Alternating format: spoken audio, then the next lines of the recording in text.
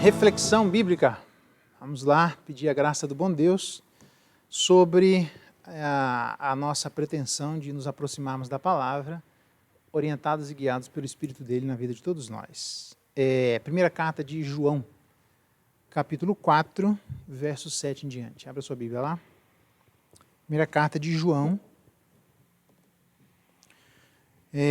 capítulo 4, verso 7 em diante. O texto é bem simples, então eu vou ser bem simples também na vida de todos nós, tá?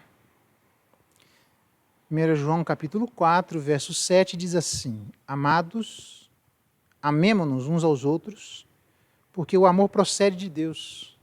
Todo aquele que ama é nascido de Deus e conhece a Deus. Aquele que não ama não conhece a Deus, pois Deus é amor. Nisto se manifestou o amor de Deus em nós, em haver Deus enviado o seu Filho unigênito ao mundo para vivermos por meio dele. Nisto consiste o amor, não em que nós tenhamos amado a Deus, mas em que ele nos amou e enviou como Filho, o seu Filho como propiciação pelos nossos pecados. Amados, se Deus de tal maneira nos amou, devemos nós também amar uns aos outros. Ninguém jamais viu a Deus. Se amarmos uns aos outros, Deus permanece em nós e o seu amor é em nós aperfeiçoado. Nisto conhecemos que permanecemos nele e ele em nós, em que nos deu o seu Espírito. E nós temos visto e testemunhado que o Pai enviou o seu Filho como Salvador do mundo. Aquele que confessar que Jesus é o Filho de Deus, Deus permanece nele e ele em Deus.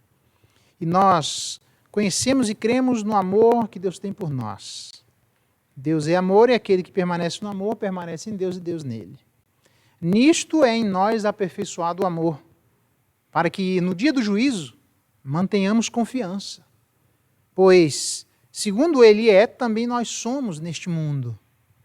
No amor não existe medo, antes o perfeito amor lança fora o medo. Ora, o medo produz tormento.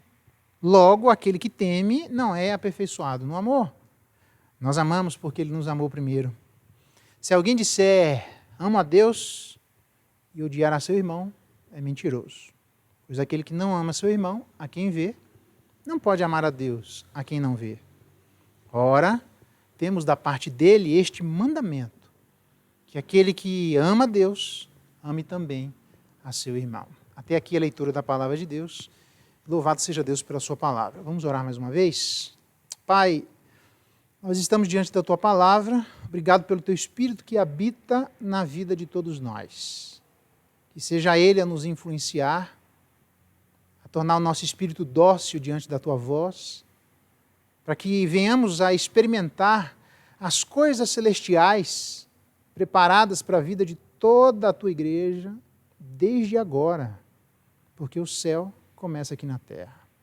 Ajuda-nos nisso, para que mais e mais possamos ser conhecidos como aqueles que levam a sério a tua palavra e buscam vivê-la em nossa vida. Abençoa-nos e alimenta-nos, é a nossa oração e gratidão em nome de Jesus. Amém. Muito bem. Amados, amemo-nos. É sobre isso que eu gostaria de conversar com os irmãos. Na verdade, a igreja, ela, num certo sentido, é fruto do seu tempo e, num certo sentido, não. É óbvio que ela não é absolutamente fruto do seu tempo, porque existe um aspecto sobrenatural em que não permite o tempo em que os filhos de Deus vivem serem absorvidos pela cultura daquele momento. Por outro lado, é inegável que o tempo em que nós vivemos acaba influenciando profundamente os nossos corações. Nesse sentido, há dois movimentos que eles andam em paralelo. Ninguém é completamente moderno e ninguém é completamente pós-moderno. Existe influência dos dois lados, como trilhos de um trem. Nesse sentido, o modernismo é aquele movimento que veio logo depois do iluminismo, que a razão, que ia iluminar o ser humano, ia conduzir o ser humano para algum lugar. E aí fez com que, logo depois do iluminismo, que vem esse pensamento moderno, o ser humano quase se mata, quase chega houve um prejuízo enorme, levando a 2 grandes guerras mundiais. Isso trouxe uma absoluta decepção com a razão.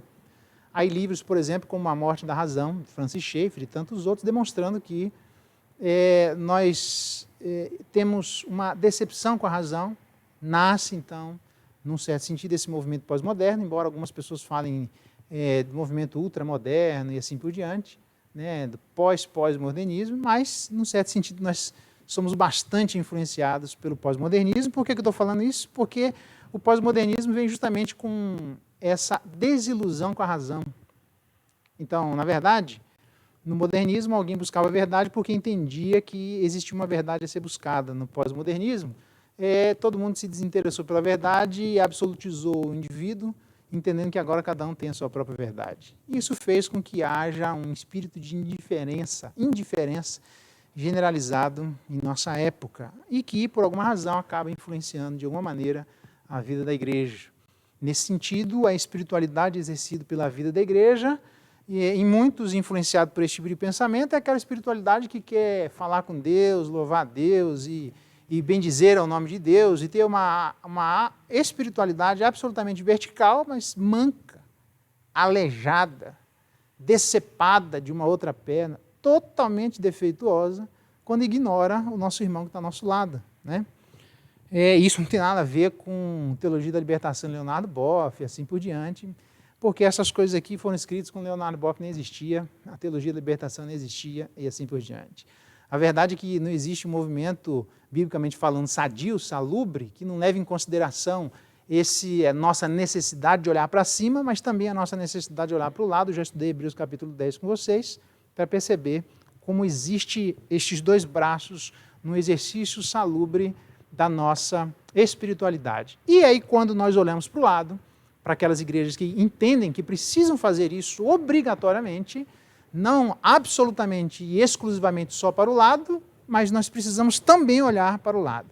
E aí começam as dificuldades, porque tem irmão que não facilita, tem irmão que nesse processo, a igreja, nem todos nós estamos maduros, nem todos nós estamos no mesmo grau de maturidade, existe vários graus na vida da igreja, Salmo de número 1, que mostra que no devido tempo dará o seu fruto, então cada um ainda não deu fruto porque ainda não é tempo.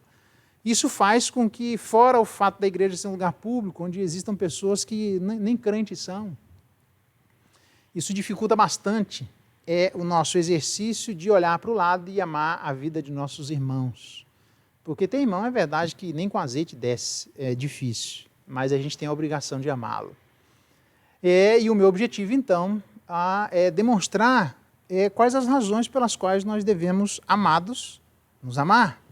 Porque isso é bíblico, mas mais do que bíblico, isso é uma absoluta necessidade, isso é essencial na vida da igreja.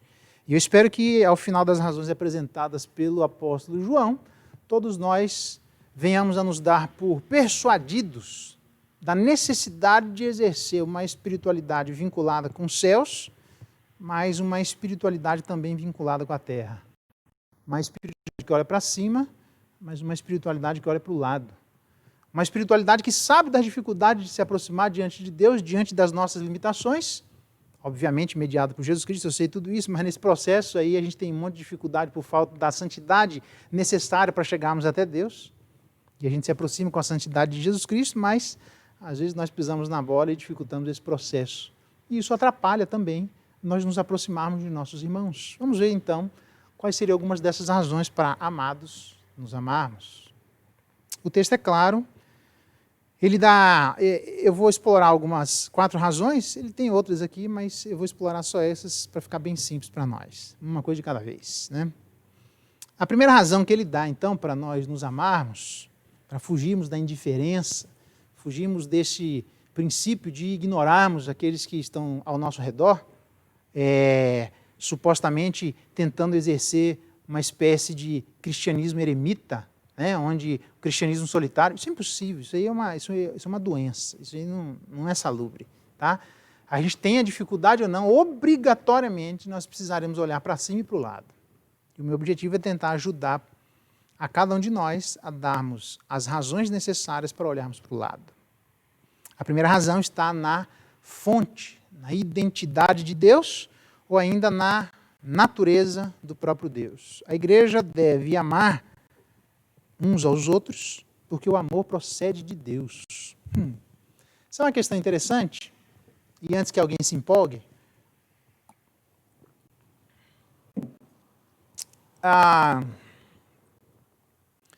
havia um determinado problema aqui na igreja, onde um pensamento herético, querendo ignorar Jesus Cristo vindo em carne, então precisava testar os espíritos, há vários testes, e há alguns deles justamente no verso 7 em diante, onde ele diz no capítulo 4, verso 1, não deis crédito a qualquer espírito, antes provai os espíritos. Então, João está trabalhando na sua primeira carta, dando subsídios à vida da igreja para entender aquilo que procede de Deus e aquilo que não procede. Porque vinha uns camaradas lá, todo mundo fala em nome de Deus, mas porque vem todo mundo falando em nome de Deus, que de fato eles falam em nome de Deus.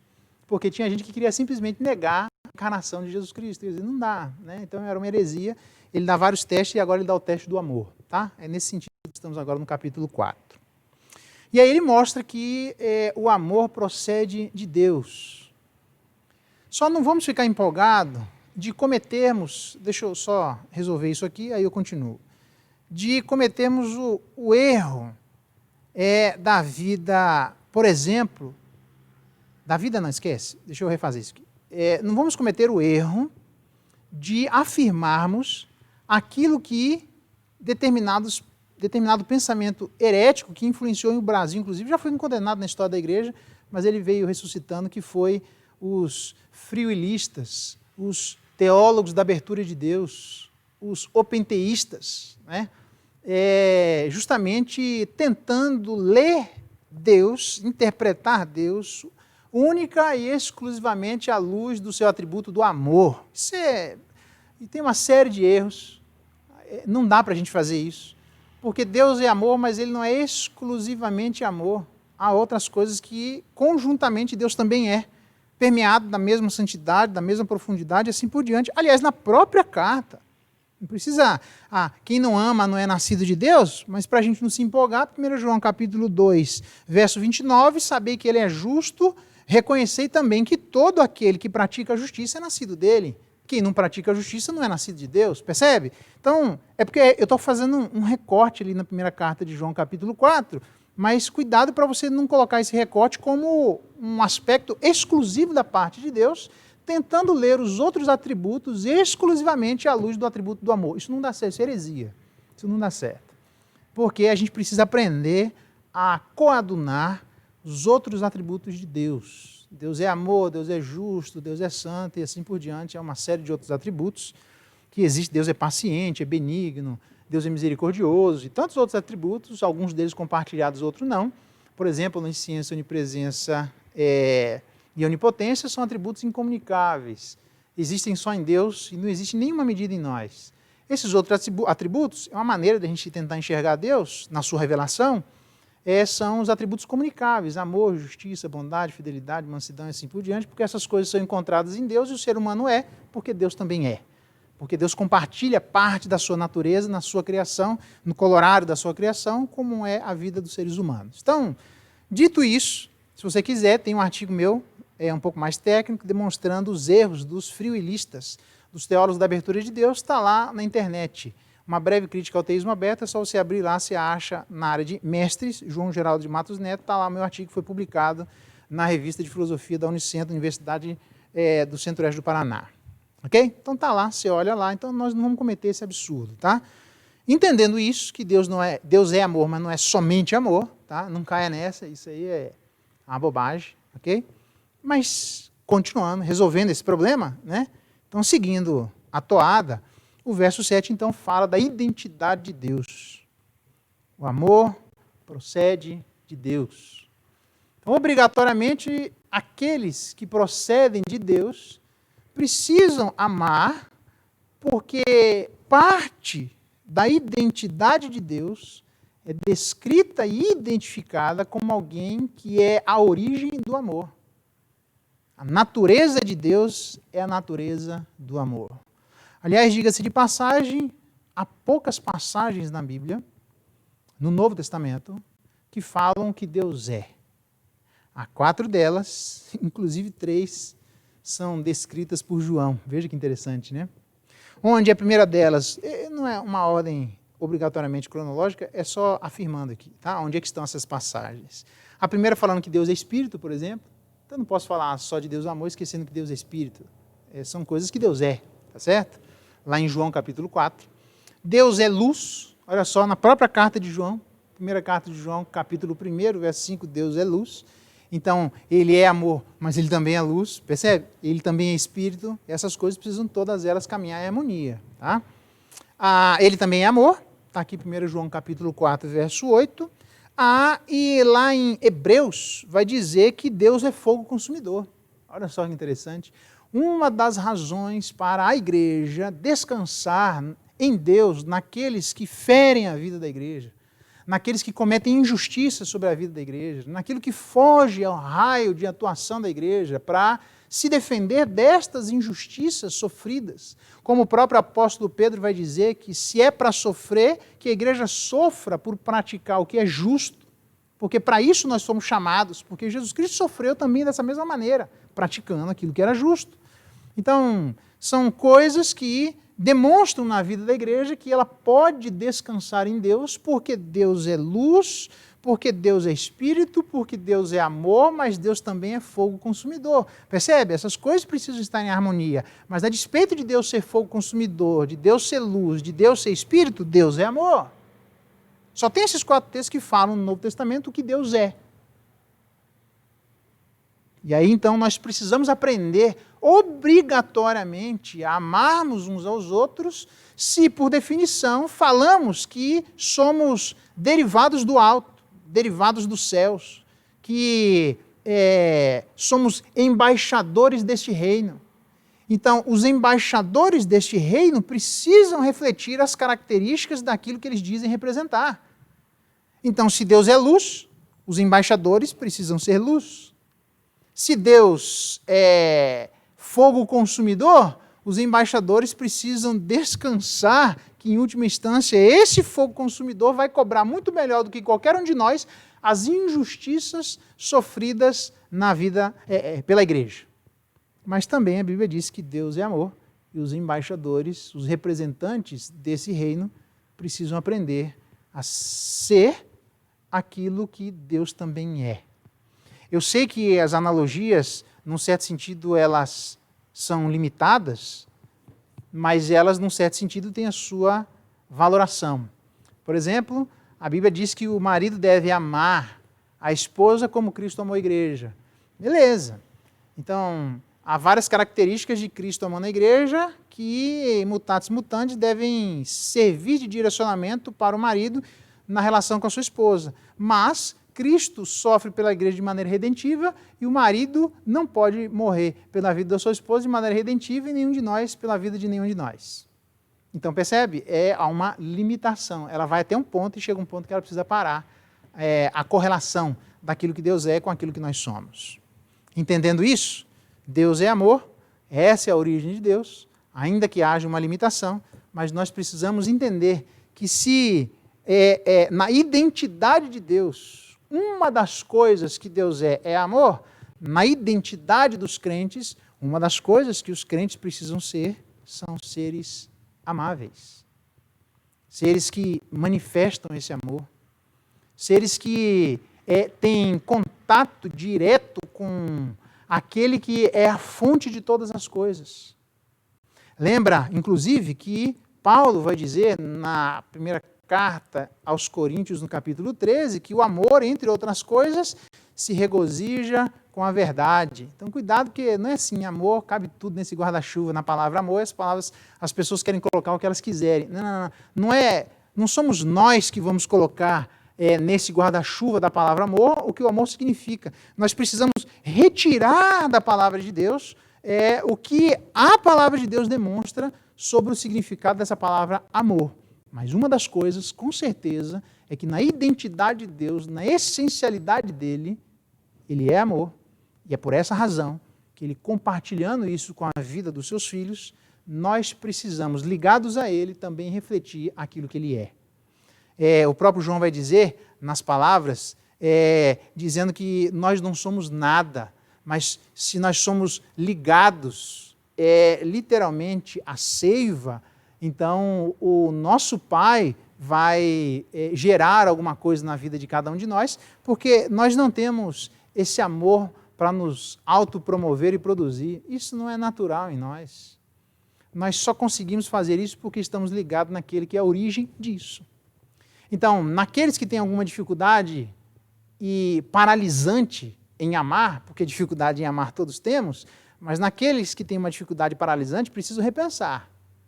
Porque nós só conseguiremos amar o nosso irmão se estivermos ligados naquele que é a origem do amor. Se estivermos desligados naquele que é a origem do amor, dificilmente nós conseguiremos amar, porque simplesmente esse amor não brota em nós, brota em outro lugar.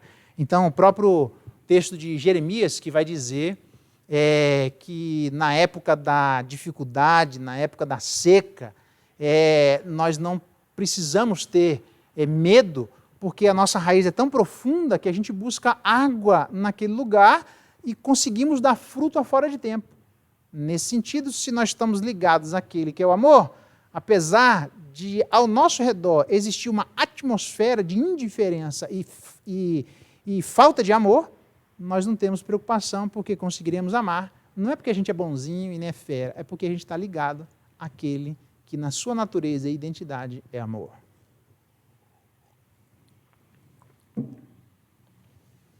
Então, a primeira coisa que fica claro para todos nós é que, amados, amemo-nos, a primeira razão, porque na identidade de Deus e na natureza dele, ele é amor. Segunda razão, é porque não só Deus é a fonte do amor, mas ele também se manifesta amando.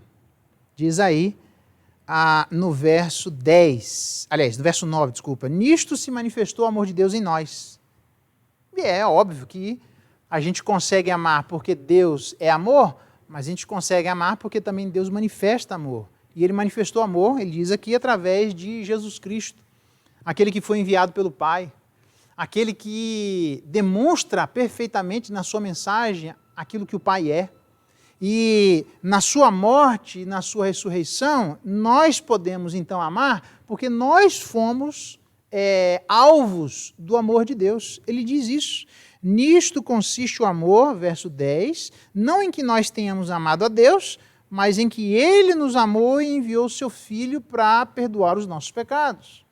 Então, a primeira razão de obrigatoriamente existir a necessidade intrínseca da vida da igreja, em qualquer lugar que uma igreja queira ser uma igreja, em relação a amar os seus irmãos, é porque Deus é a fonte do amor, mas Deus também é a manifestação desse amor.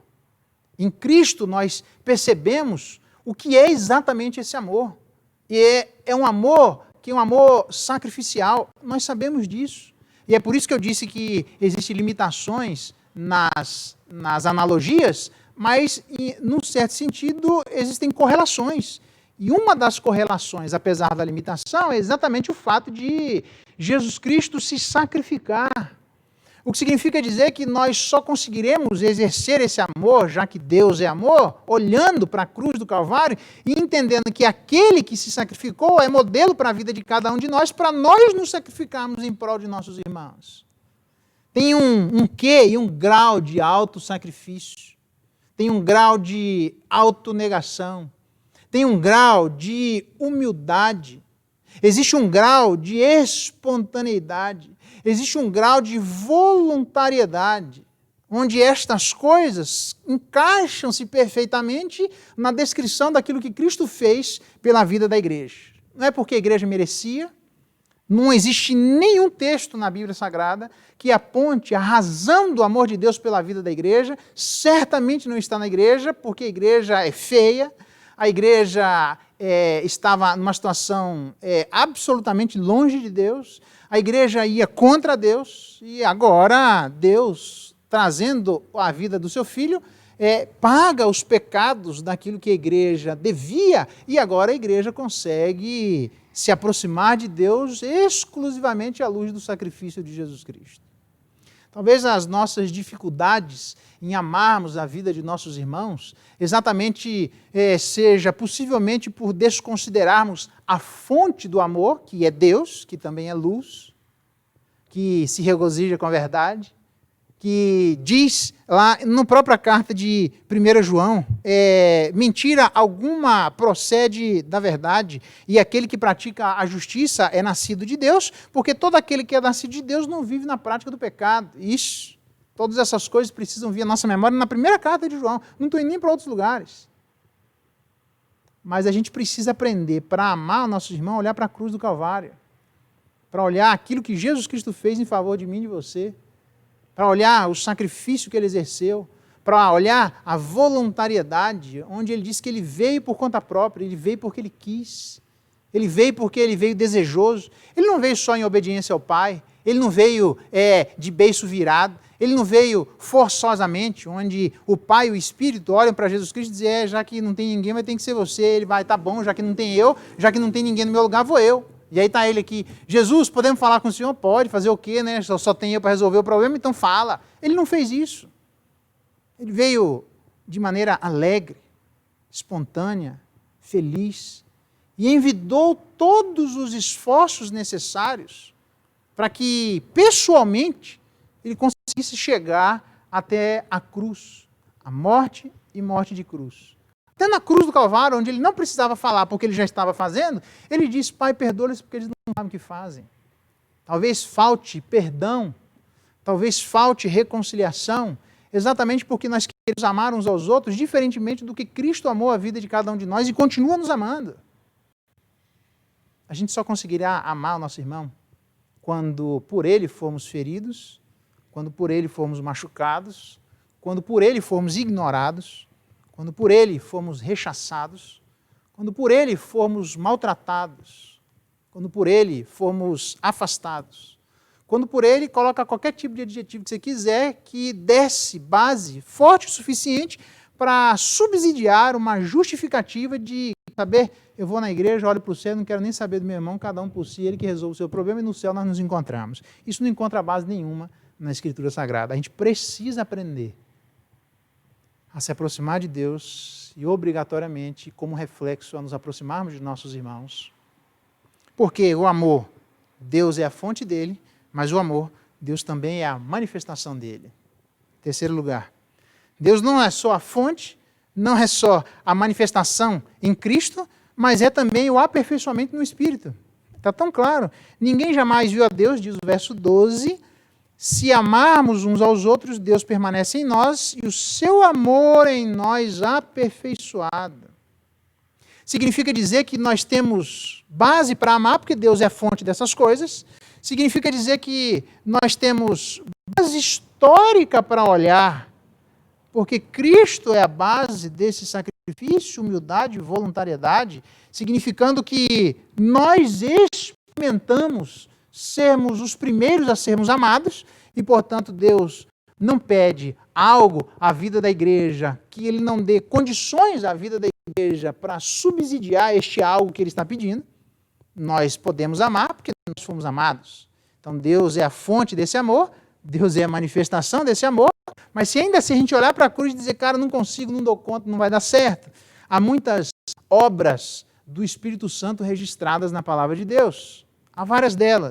Por exemplo, ele ilumina os olhos do nosso entendimento para enxergarmos a verdade. Está lá em 1 Coríntios capítulo 2. Só conseguimos enxergar isso graças à ação do Espírito de Deus em nós.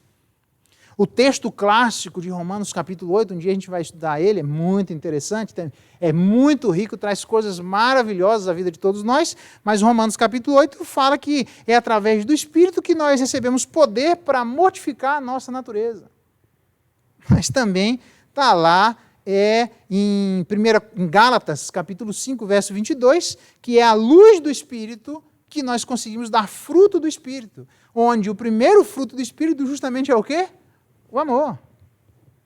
Então, quer dizer, Deus não simplesmente é a fonte do amor, e simplesmente, eu estou colocando esse simplesmente, só que estou colocando, né, entre aspas, né? Não é simplesmente a manifestação histórica desse amor, está vendo? Ó, Jesus Cristo fez o que tinha que fazer, olha para ele e segue no mesmo barco. Às vezes a gente olha para ele e não consegue.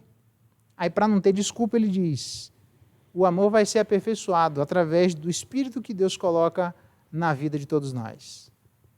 O Espírito Santo mora dentro do nosso coração. Deus, à luz do Espírito Santo, nos dá as condições necessárias para produzirmos aquilo que não é natural em nós. Deus, à luz do Espírito Santo, dá a nós as competências e a influência positiva, transformadora, fazendo com que nós nos pareçamos cada vez mais com Ele e cada vez menos com nós mesmos. De maneira que, quando nós produzimos algo que é celestial, isso vai parecer, obviamente, fruto dele, não fruto de nós. Então, para que a gente não tenha medo, dizendo, Senhor, misericórdia, estou olhando para a cruz, não dou conta, ele diz, calma que eu vou deixar alguém dentro de você para influenciar as disposições dominantes, onde nem nós conseguimos nos auto-influenciar, e aí Deus, influenciando a luz desse Espírito Santo, ele não só inicia esse processo onde nós iremos começar a amar, mas ele nos dá todas as condições para aquele amor que existe dentro de nós seja aperfeiçoado, melhorado. Não porque existe algum defeito nele, mas melhorado no sentido de que existe defeito em nós. E esse amor vai nos burilando, esse amor vai nos tratando, esse amor vai nos aperfeiçoando, vai nos melhorando, a ponto dessa influência enorme do Espírito de Deus na vida da sua igreja, fazer com que este amor que existia lá atrás ganhe cada vez mais reflexos na nossa vida e acabe expandindo para fora de nós, onde nessa ressonância histórica alcance a vida de nossos irmãos. Nós precisamos aprender a nos amar. Igreja que é igreja obrigatoriamente ama a Deus e ama seu irmão, porque Deus é a fonte, Deus é a manifestação e Deus é o aperfeiçoamento. Olha só que interessante. E por fim, eu não quero me estender muito aqui, está bem simples, né? Então não vamos complicar.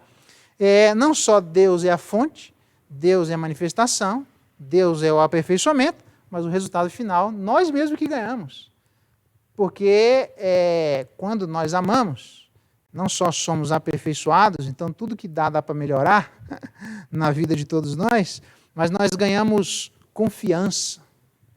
Nós ganhamos a um aspecto escatológico do amor de Deus, que ele faz com que haja segurança na vida de cada um de nós no dia do juízo. Diz ele no verso 17. Verso 17 diz assim: nisto em nós aperfeiçoado o amor, para que no dia do juízo mantenhamos confiança. Pois segundo ele é, também nós somos nesse mundo. No amor não existe medo, antes o perfeito amor lança fora o medo. Deixa eu só explicar isso aqui, não confunda medo com temor, tá? Confunda, não faz isso. De fato não deve existir medo na vida dos crentes, mas de que medo ele está se referindo? É o medo daquelas pessoas que são atormentadas por insistirem numa vida errônea, numa prática de pecado, distante de Deus, e que sabe que, em última instância, vão chegar no dia do juízo e vão prestar conta daquilo que estão fazendo. Apocalipse, por exemplo, fala que no último dia, quando se manifestar do céu a vinda do Cordeiro, as pessoas vão entrar nas cavernas e se implodir dentro das cavernas por medo de conversar e dar de cara com o Cordeiro de Deus, mas vão ter que encarar. O camarada que eu disse na escola dominical, o nome eu disse lá, mas é um camarada que disse, eu sei que eu estou errado, eu sei que eu vou ter que responder isso diante do juízo, mas isso fica para depois. Vai! A Bíblia diz que a gente deve ter medo não só daquele que pode fazer algo contra o corpo, mas daquele que pode fazer algo depois da morte, lançando a vida de qualquer um de nós no inferno. Então, não confunda. É verdade que os crentes que não vivem na prática do pecado, como ele mesmo acabou de afirmar na sua própria carta, no capítulo 3, quando ele diz lá, todo aquele que é nascido de Deus não vive na prática do pecado. Isso. Então, esta pessoa que busca entender que Deus é a fonte do amor, é por isso que ele vai amar, busca entender que Deus é a manifestação em Cristo do amor, e é porque nós fomos amados, é porque nós vamos amar, então ele olha para a cruz do Calvário, que entende que a despeito das dificuldades aparecendo, o Espírito Santo mora dentro do nosso coração e nos ajuda a produzirmos aquilo que não é natural em nós. Aí ele diz, baseado no Pai, baseado na natureza de Deus, baseado na manifestação de Deus e baseado no aperfeiçoamento de Deus, então eu consigo amar a vida de meu irmão. Então eu não preciso ter medo. Isso, exatamente. Então, nesse sentido, nós não precisamos ter medo. Mas temor, aquele respeito reverente diante de Deus, isso é bíblico, irmãos. O temor do Senhor é o princípio da sabedoria, não confunda as coisas. Pedro fala que aqueles a quem vocês chamam de pai é juiz do mundo inteiro, então não confunda as coisas. A gente não tem medo porque nós, que somos completamente agraciados, que temos um lugar para beber, que temos uma fonte histórica para olhar, que fomos amados e que agora alguém nos ajuda a exercermos aquilo que não é próprio em nós, beleza, aí nós não precisamos ter medo. Mas aqueles que estão desprezando todas essas coisas, como diz Romanos, onde os judeus desprezaram o método de justiça de Deus, tentando estabelecer a sua própria justiça. Vai nessa. Nós temos exemplos históricos disso. De pessoas, de uma enfermeira que cuidou de um determinado cidadão, e ela, eu estou fazendo uma citação histórica, irmão. Humberto Eco tem um livro que diz assim, que crentes que não creem, todo mundo crê em alguma coisa, até aquele que diz que não crê também acredita em alguma coisa para sustentar a sua falta de crença. Não tem jeito. Então, essa mulher disse assim, nem por todo o dinheiro do mundo e da Europa eu quero mais presenciar a morte de um ateu. Ué, mas o camarada não disse que depois da morte não tem nada? Vai lá na beira da morte e você vai ver. Um outro camarada que disse assim, a vida inteira falou que Deus não existia, e ele disse assim, eu estou com medo do que existe do outro lado, mas você passou a vida inteira dizendo que do outro lado não tem nada, e agora você está com medo de quê? Como dizem, o cara mais conhecido é Richard Dawkins, que faz mais barulho, né? Mas, na verdade, quem mais resiste intelectualmente ao cristianismo são dois ateus chamados de os irmãos Atkins. Eles passaram, quem mais articula na atualidade, intelectualmente falando, o ateísmo, são os irmãos Atkins. Richard Dawkins é mais barulhento, mas os irmãos Atkins são os que mais articulam isso. Um deles entrou numa igreja na Europa com aquelas pinturas enormes, onde nessa pintura, irmão, não é nem um trecho da palavra, é a pintura. Era Deus jogando as pessoas no inferno. E esse que é um dos maiores articuladores intelectuais do ateísmo na atualidade no mundo, olha para aquela pintura e se pergunta assim, e se for eu? Ué, você está com medo de quê? Você está falando que esse cara nem existe? Aquilo é uma pintura de uma coisa que não existe. Esse cara se converte ao cristianismo, escreveu um livro, faz parte da igreja anglicana na atualidade, escreveu um livro que provavelmente deve ser lançado ou pela editora Vida Nova, ou pela Cultura Cristã, mas deve ser lançado no Brasil, que chama-se Do Ateísmo ao Cristianismo. Então, na verdade, irmãos, no dia do juízo, se nós amarmos a Deus da maneira como Deus disse que nós devemos amar, e se nós amarmos aos nossos irmãos, porque Deus é a fonte, Deus é a manifestação e o aperfeiçoamento, a gente pode chegar ao dia do juízo que a gente não vai ter medo dele. Pelo contrário, diz um dos evangelhos que as pessoas vão correr, mas ele diz assim, mas não se preocupem porque alegrai-vos, porque a vossa salvação se aproxima. Então, medo do juízo, só aqueles que vivem na prática do pecado. Aí é para ter medo mesmo. Como a igreja está lutando para não viver na prática do pecado, inclusive praticando o amor, amando a vida de nossos irmãos, pode vir um dia do juízo que nós não temos medo, porque Deus está preparando o nosso coração para aquele grande dia onde moraremos com Ele e moraremos com os nossos irmãos. Então, nós devemos aprender a amar os nossos irmãos, aqui e agora, porque o céu começa aqui na terra. É por isso que ele conclui, dizendo assim, se alguém disser ama a Deus, odiar, eu não consigo nem imaginar, como é que alguém pode odiar um irmão? Explica isso para mim. Se Deus é a fonte do amor, a manifestação do amor, deixa o Espírito para aperfeiçoando, como é que alguém pode odiar o irmão? Explica isso. Então, o meu desejo hoje é que você reveja seu coração em relação ao seu irmão. Reveja seu coração em relação às diferenças que existem e vão continuar existindo até que Jesus Cristo volte. Mas que elas jamais podem servir de obstáculos impeditivos, eficientes o suficientes, a ponto de descrever uma atitude interna do nosso coração de absoluta indiferença em relação ao outro. Nós não podemos deixar de amar ao nosso irmão. Que eu sei que é difícil. E tem gente que torna isso mais difícil ainda, eu entendo. Mas Deus torna essas coisas possíveis. Então não olhe para a dificuldade, mas olhe para a possibilidade. E esse exercício, então, deve existir de maneira abundante na vida da igreja de Jesus Cristo, se manifestando aqui na face da terra, onde nós amaremos a Deus, mas simultaneamente ou como reflexo desse amor a Deus, nós amaremos a vida de nossos irmãos. Nós precisamos amar aos nossos irmãos, porque não dá para dizer que ama a Deus a quem não vê, e não só não amar o nosso irmão, mas odiar o nosso irmão. Isso não tem cabimento.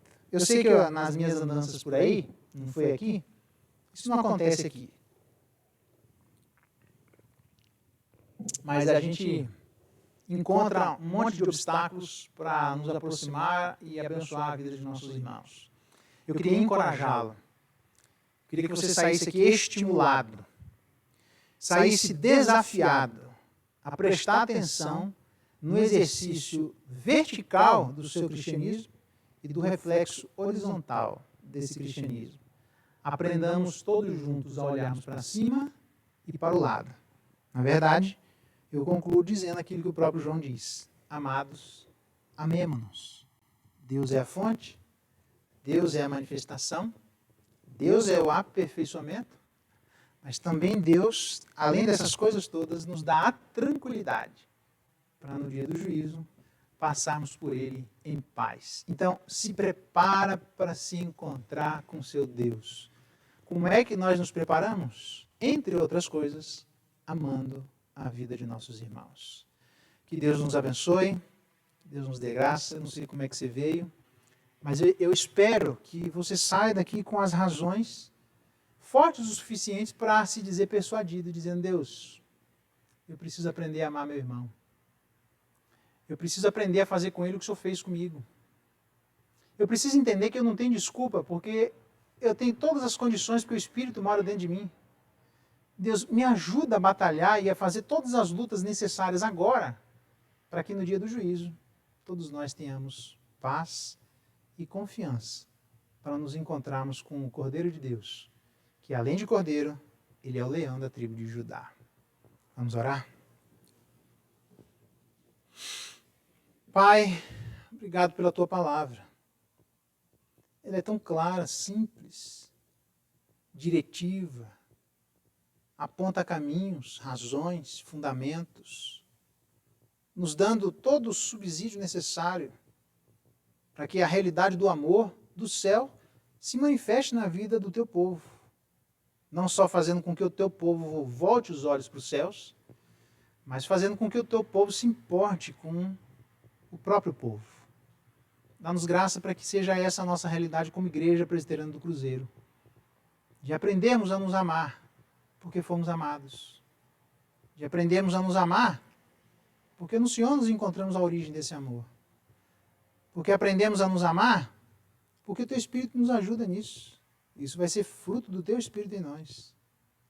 E depois dessas lutas que travaremos contra nós mesmos, para aprendermos a refletir aquilo que do céu é natural, no dia do juízo, quando o Senhor voltar. Que todos nós tenhamos paz e segurança, porque fizemos o que era necessário, o que era intrínseco e o que era esperado que a tua igreja fizesse antes do teu retorno. Que o Senhor ache não só fé na terra quando voltar, mas ache também um povo que se ama, graças ao Senhor que nos ama. É a nossa oração, é a nossa gratidão, em nome de Jesus. Amém. Que coisa maravilhosa, palavra de Deus, que dá todo o subsídio para que a igreja aprenda a experimentar aspectos do céu aqui na terra. Obrigado pela sua presença, você que é membro da igreja, obrigado por estarmos juntos louvando o nome de Deus. Você que é visitante, é muito bem-vindo, e quando estivermos fisicamente presentes, também será muito bem-vindo. É sempre muito bem-vindo, que Deus derrame graça sobre cada um de nós, nos ajudando a andarmos e andarmos em amor. Vamos orar, encerrando então o nosso momento de culto, louvor e adoração ao nosso Deus. Pai, obrigado por tudo aquilo que aprendemos, despede-nos na tua paz, ajuda-nos a caminharmos os teus passos, andarmos como Cristo andou e a sermos como o Senhor também é. Pai, que o Senhor faça resplandecer o seu rosto sobre nós e tenha misericórdia de nós. Que Que o Senhor levante o rosto sobre nós e nos dê a paz. É a nossa oração e a nossa gratidão em nome de Jesus. Amém.